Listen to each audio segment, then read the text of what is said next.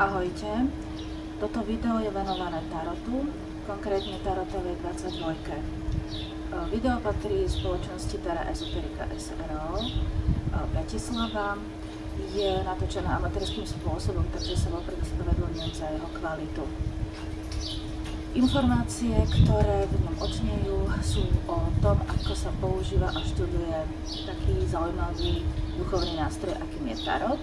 A verím, že vás inšpirujú k tomu, aby ste si začali tarotové karty vykladať a aby ste sa ich začali učiť. Čo je vlastne tarot?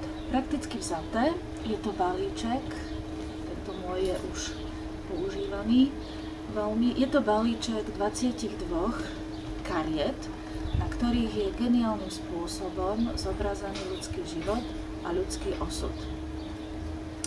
Sú to samozrejme symboly, ktoré v nás vyvolávajú určitú odozvu. Tarot môže študovať každý.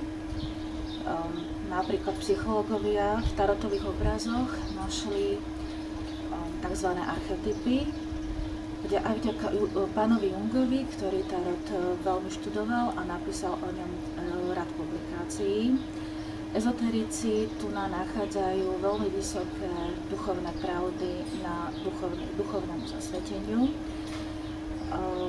Ja používam alebo študujem tarot kvôli tomu, že vlastne používam ako taký surf po vlnách života. To znamená, pokiaľ sa cítim niekde nekomfortne, pokiaľ potrebujem poradiť, pokiaľ sa potrebujem pohnúť niekam inám, potrebujem situácii porozumieť, vykladám si tarotové karty.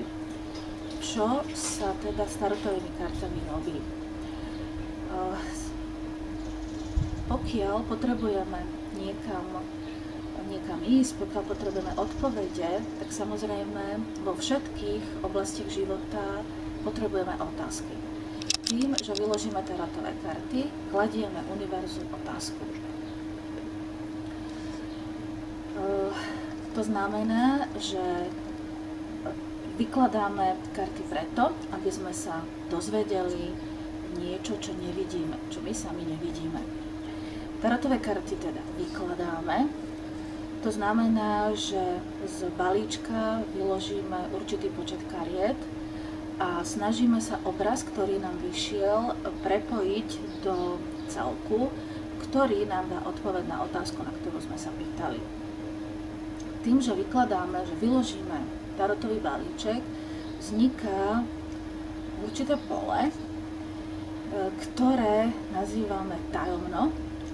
A v podstate, keď sa zase obratím k vedeckým osobnostiam, tak Albert Einstein povedal, že najkrajšie, čo môže človek zažiť, je tajomno. Skutočne sa vytvára určité také zaujímavé prostredie, ktoré nám rozvíja našu intuíciu, prípadne cítime sa inak, cítime sa magickejšie.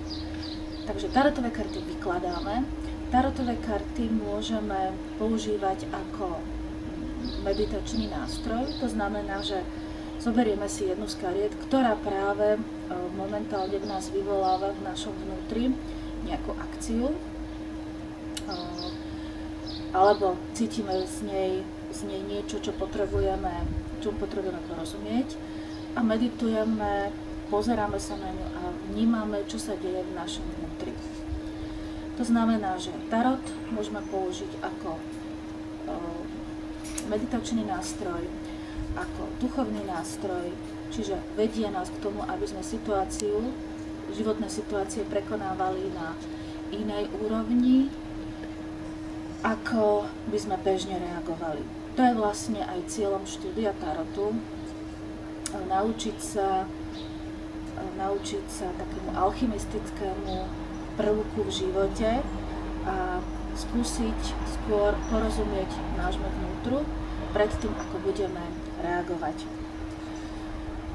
Tarot funguje aj na základe tzv. Synchronicity, to znamená, že si vykladáme karty také, ktoré práve korešpondujú s tým, čo vo vnútri prežívame.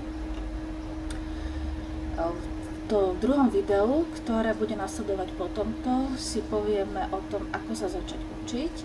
A v ďalšom videu si povieme niečo o divinácii, čiže veštení. A ukážeme si, akým spôsobom sa tarotové karty dajú vykladať. Toto video je natočené na Kréte v júni 2015.